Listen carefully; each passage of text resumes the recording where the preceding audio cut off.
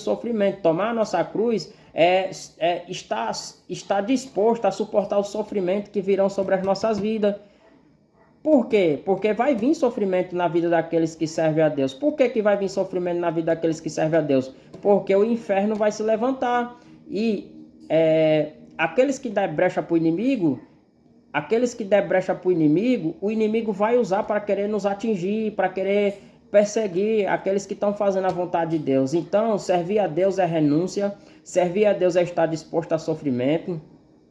Servir a Deus também não pode se envergonhar dele, não pode se envergonhar da palavra dele, porque tem muitos crentes que têm vergonha de Jesus no trabalho, têm vergonha de dar a paz do Senhor, têm vergonha de fazer uma oração. Então, temos que ter cuidado, nós que servimos ao Senhor, para não se envergonhar dele. Talvez você também não quis aceitar Jesus ainda, porque tem vergonha do que vão dizer de você. Agora é crente, né? Agora faz parte da lei dos crentes. Isso é uma forma de se envergonhar de Jesus. Não é que é a lei dos crentes. Lei dos crentes foi um título que deram a nós. Nós não criamos leis, nós seguimos uma lei, que é a lei de Deus. Repara que no Antigo Testamento o povo seguia a lei de Moisés, só que a lei não era de Moisés. A lei era de Deus, Deus manda. Moisés, quando desce do monte com as tábuas da lei, quem deu aquela lei para ele foi Deus. E a palavra que temos hoje na mão, a Bíblia Sagrada, foi Jesus que deu para nós. Foi os apóstolos, foi as pessoas que Deus preparou na época para guardar as palavras dele, para que hoje pudéssemos ter acesso. Hoje, nós vivemos pela fé. Nós acreditamos que o que está escrito na Bíblia é a palavra de Deus. E eu hoje testemunho com a experiência própria do que o que aqui está escrito na Bíblia Sagrada é a palavra de Deus. Eu carrego o sinal de cumprimento de promessa. Jesus disse que estes sinais seguiria aqueles que crescem, falaria em novas línguas, expulsaria demônios, né? Se bebesse alguma coisa mortífera não lhes causaria dano algum. Hoje, pela misericórdia de Deus, eu falo em novas línguas, línguas que não é aprendida na terra, não é um idioma que você assenta numa escola, que você assenta numa faculdade, que você acessa um aplicativo de curso, que você vai aprender. Não, essa língua é diferente, é uma língua espiritual, é a língua de Deus, a língua do céu. Essa língua também, ela tem uma definição específica. A Bíblia diz que aquele que fala em línguas edifica a si mesmo, ou seja, a pessoa que fala nessas línguas, ela está se fortalecendo espiritualmente, é Deus fortalecendo a vida dela, é uma capacidade que veio sobre aqueles que creem, é uma capacidade que veio aos apóstolos e continua se cumprindo até o dia de hoje. Se você que ainda não fala nessas novas línguas, aceitar Jesus e crer nele e buscar de todo o coração, você também vai receber essa promessa. Então, eu carrego os sinais do que o que está escrito na Bíblia é verdade, acontece. E se é verdade e acontece, Jesus disse que um dia vai voltar. Jesus disse que um dia vai voltar para buscar o seu povo. E eu quero partir para o encerramento já dessa gravação. Esteja preparado para o arrebatamento. Porque Jesus disse, assim como foi nos dias de Noé, comiam, bebiam, casavam e se davam em casamento na minha vida. Ou seja, na minha vinda, Jesus disse. Ou seja, quando Jesus voltar, muitas pessoas vão estar desapercebidas. Quando Jesus voltar, muitos estarão pecando, muitos estarão se prostituindo, muitos estarão fazendo as suas próprias vontades. E qual é a consequência? Não subir no arrebatamento. E uma consequência ainda maior é quando partir dessa terra. Por quê? Porque um dia todos nós vamos enfrentar o tribunal de Cristo. Um dia todos nós vamos ser julgados por Deus. Um dia Deus ele vai querer conta daquilo que nós fizemos na terra.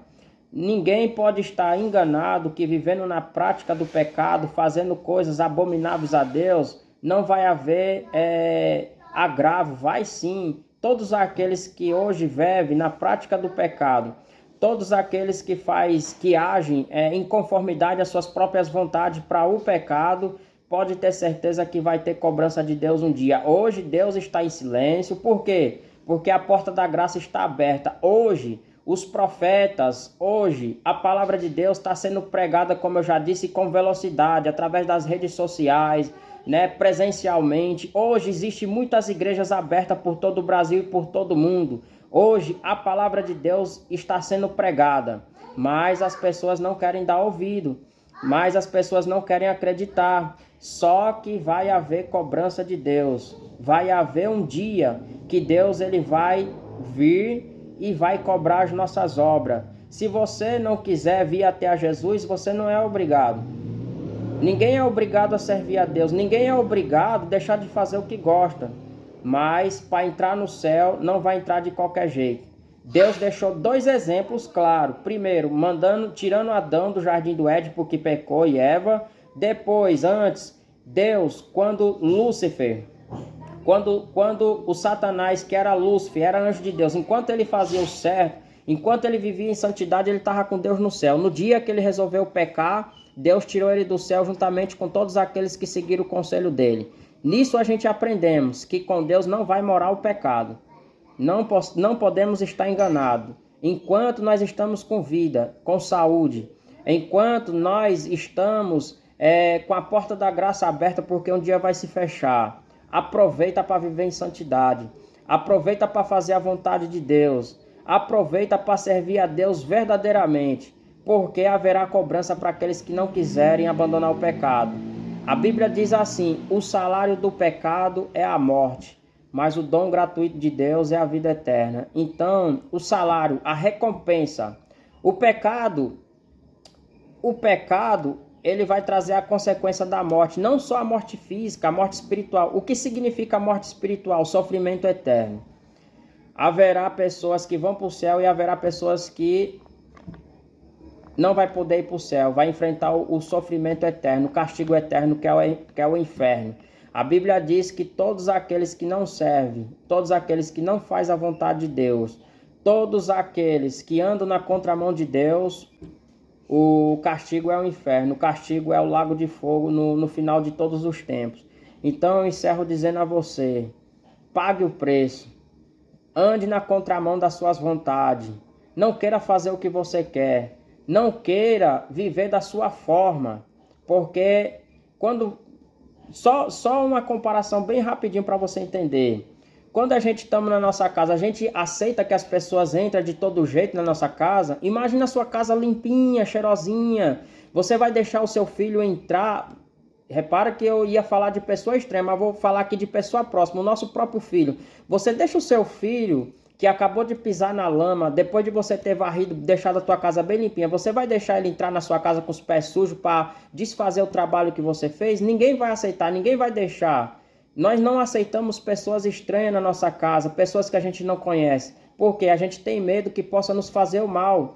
Então, na casa de Deus não vai entrar pessoa estranha, não vai entrar pessoas contaminadas pelo pecado. O que é pessoa estranha para Deus? Eu encerro dizendo o que é pessoa estranha para Deus. Jesus disse assim: nem todo que me diz Senhor, Senhor, entrará no reino dos céus, mas aquele que faz a vontade de meu Pai, que está nos céus. Ele continua dizendo: muitos me dirão naquele dia: Senhor, Senhor, não profetizamos nós em teu nome não expulsamos demônios, em teu nome não fizemos muitas maravilhas. Olha o que é que Jesus diz no final: apartai-vos de mim, porque eu não vos conheço, vós que praticais o pecado.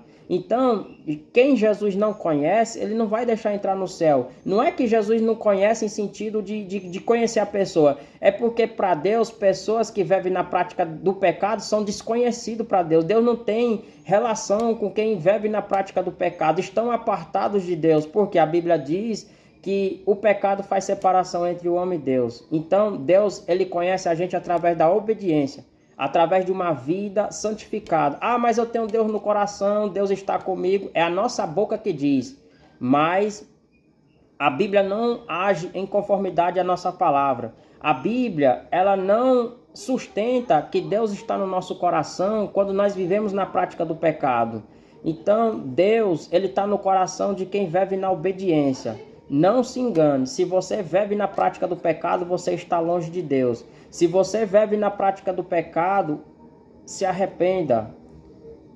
Se arrependa, venha para os braços do Senhor enquanto há tempo. Que Deus abençoe em nome de Jesus. Que Deus venha nos dar um coração disposto a ouvir a palavra de Deus. Que Deus venha nos dar consciência, que Deus venha nos direcionar segundo a sua vontade, segundo o seu querer. Muito obrigado e que Deus abençoe em nome de Jesus.